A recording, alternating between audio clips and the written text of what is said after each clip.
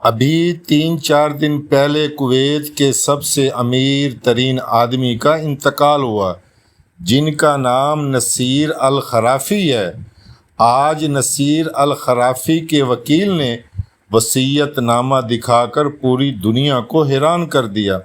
ان کے وکیل نے بتایا کہ نصیر الخرافی نے اپنی تمام دولت اور جائیداد عمران خان کے کینسر ہسپتال شوکت خانم کے نام کر دی ہیں۔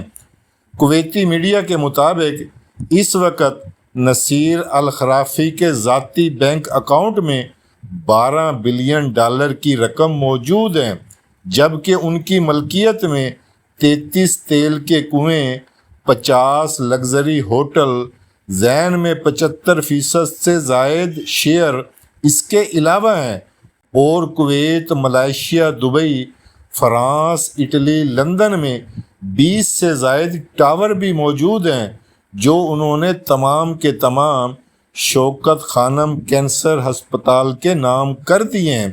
نصیر الخرافی دنیا کا ایک امیر ترین آدمی تھا جو ابھی جن کا پچھلے دنوں انتقال ہوا ہے، اور آج ان کے وکیل نے میڈیا کے سامنے ان کا وصیت نامہ پیش کیا۔